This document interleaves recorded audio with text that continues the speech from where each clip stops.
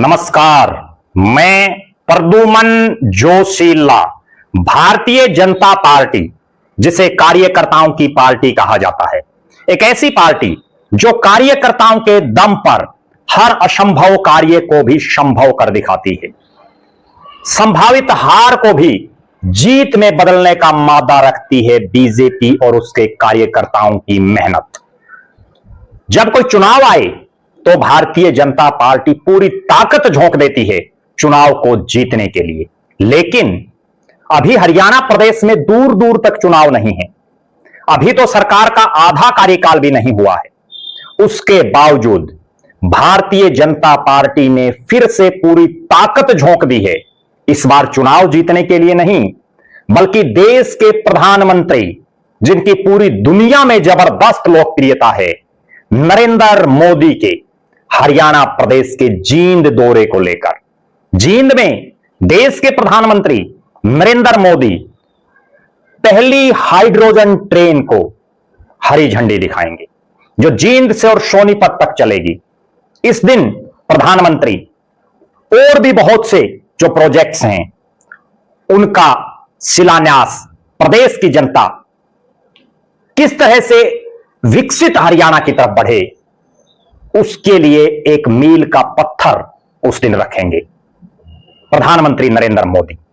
और प्रधानमंत्री नरेंद्र मोदी के इस कार्यक्रम को लेकर के, जिसमें वो आम जनमानस को संबोधित भी करेंगे, बड़ी भारी तादाद में भारतीय जनता पार्टी के नेता हों या कार्यकर्ता जुट गए हैं मोदी जी के हरियाणा के 17 तारीख यानी इसी 17 जुलाई के जींद दौरे को कामयाब बनाने के लिए। हरियाणा प्रदेश के मुख्यमंत्री नायब सिंह सैनी जींद का दौरा कर चुके हैं, तैयारियों का जायजा ले चुके हैं, कार्यकर्ताओं, नेताओं, पदाधिकारियों की ड्यूटियां लगा चुके हैं।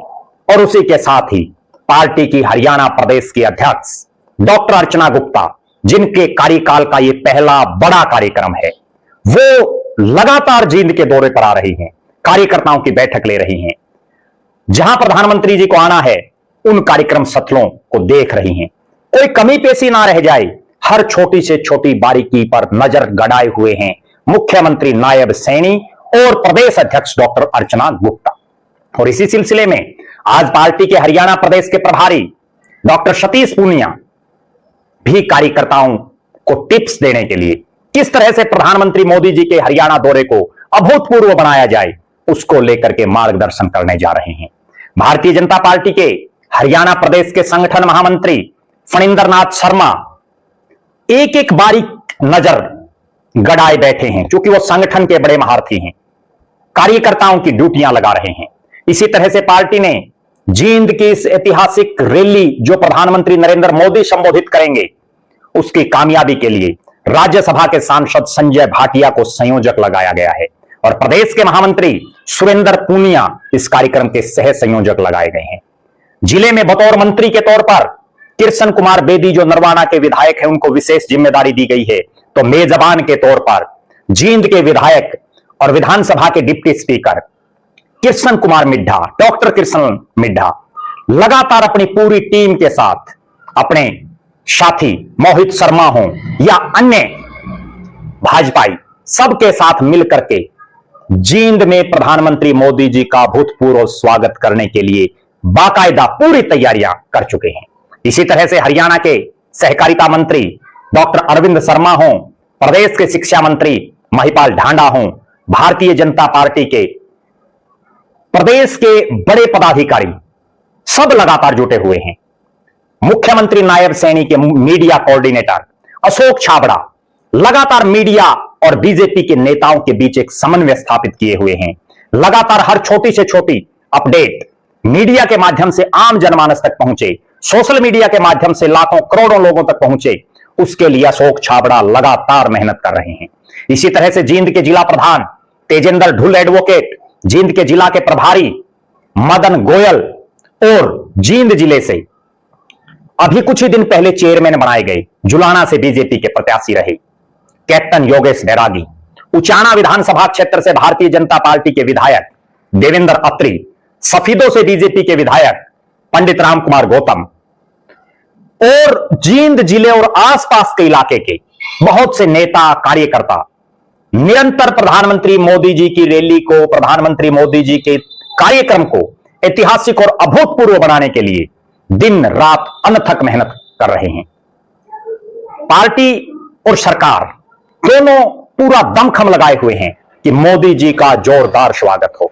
और एक बड़ी खास बात, चाहे प्रदेश के मुख्यमंत्री सैनी साहब हों या प्रदेश अध्यक्ष बीजेपी की डॉक्टर अर्चना गुप्ता, स्पष्ट तौर पर कह चुके हैं कि कम से कम साधनों में और ज्यादा से ज्यादा जनता कैसे आए, उसकी तरफ पूरा ध्यान है बीजेपी का।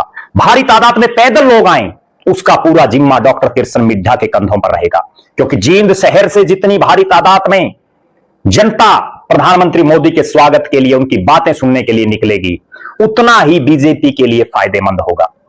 और किस तरह से इको फ्रेंडली सिस्टम, किस तरह से कम जो पेट्रोल डीजल की गाड़ियां आए, ज्यादा से ज्यादा ईवी या इलेक्ट्रिक जो स्कूटी हैं, ईवी गाड़ियां हैं, वो ज्यादा से ज्यादा आए, ट्रैक्टर ट्रालियों में लोग आए, ताकि बहुत भारी तादाद में जींद की धरती पर, जो पिछले कुछ समय से बीजेपी का गढ़ बन चुका है, वहां एक बार फिर से पार्टी भी मजबूत हो और हरियाणा प्रदेश के विकास के लिए प्रधानमंत्री नरेंद्र मोदी साहब कोई बड़ी घोषणा भी करें, इस बात का इंतजार भी है।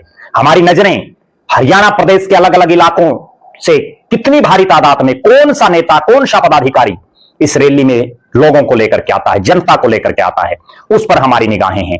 आप दर्शक भी जरूर कमेंट करें कि आपके इलाके में कौन सा वो नेता है जो 17 जुलाई की प्रधानमंत्री नरेंद्र मोदी का जो जींद दौरा है उसको कामयाब बनाने के लिए अनथक मेहनत कर रहा है। ज्यादा से ज्यादा तादाद में, कम से कम साधनों पर भारी तादाद में भीड़ को लाने का काम करेंगे।